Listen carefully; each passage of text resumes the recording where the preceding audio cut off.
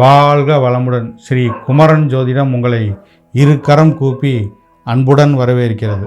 இந்த பதிவில் நம்ம எதை பற்றி பார்க்க போகிறோம்னா 2025 2026க்கான குரு பயிற்சி பலனை பற்றி தான் பார்க்க போகிறோம்.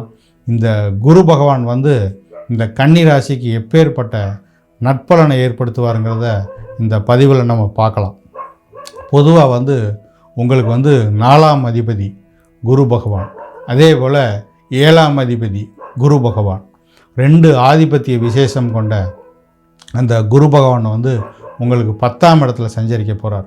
இந்த 2025 2026 ஒரு வருஷம் ஃபுல்லாக கம்ப்ளீட்டாக அவங்களுக்கு 10ஆம் இடத்துல ஒரு சஞ்சரிக்க போகிறார்.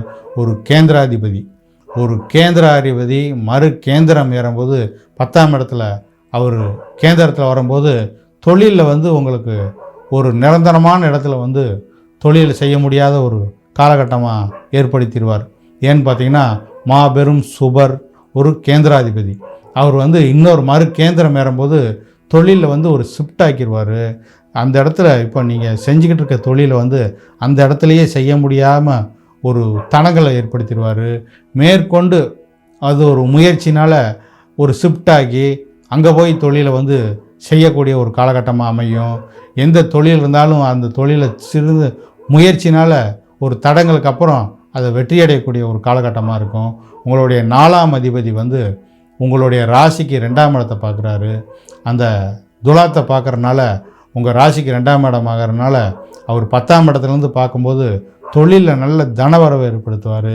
தொழிலில் நல்ல முன்னேற்றத்தை ஏற்படுத்துவார். குடும்பத்தை அமையக்கூடிய ஒரு காலகட்டமாக இருக்கும்.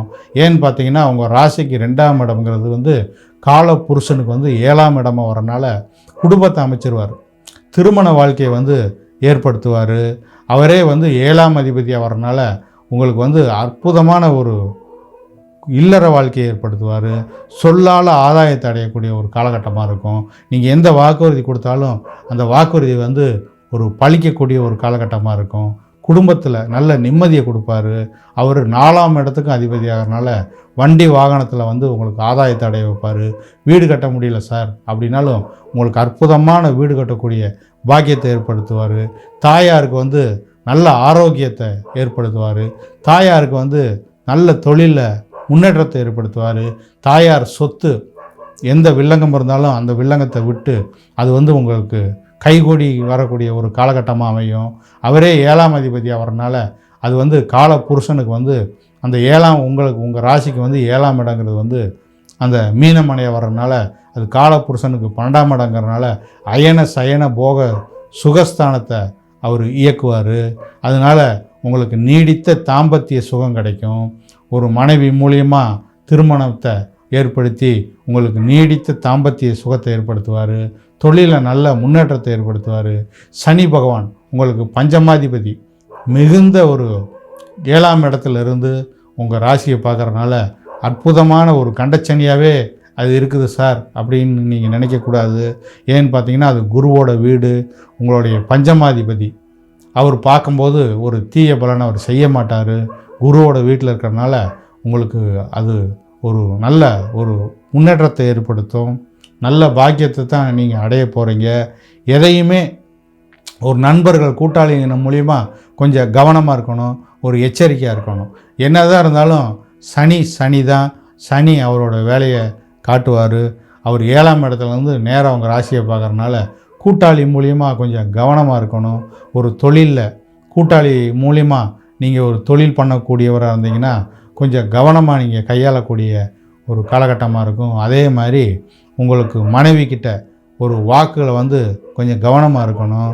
அதை ஒரு திடீர்னு ஒரு சண்டை சச்சரவை ஏற்படுத்திடும். இந்த சனி பகவானை தான் நான் குறிப்பிட்டு சொல்கிறேன். அதனால் சனி உங்களுக்கு 7ஆம் இடத்துல இருந்து கண்ட சனியாக இருக்குது சார் அப்படின்னு நீங்கள் நினைக்க தேவையில்லை. அது ஒரு குருவோட வீட்டில் இருக்கிறனால உங்களுடைய பஞ்சமாதிபதியாக வரனால உங்களுக்கு பெரிய கெடுபலனை அவர் செய்ய மாட்டார். குருவும் உங்களுக்கு சாதகமாக இருக்கனால வாக்குஸ்தானத்தை பார்க்குறதுனால ஒரு வாக்கில் ஒரு சுப இதாக உங்களுக்கு ஏற்படும் அப்படின்னு என்று கூறிக்கொண்டு எல்லா விதத்தையும் நீங்கள் இந்த 2025 2026 உங்களுக்கு தொட்டது தொடங்கக்கூடிய வருஷமாக இந்த வருஷம் அமையும் என்று கூறிக்கொண்டு உங்களிடமிருந்து விடைபெற்றுக் கொள்வது உங்கள் அன்பு ஜோதிடர் கே. முத்துக்குமார். வாழ்க வளமுடன்.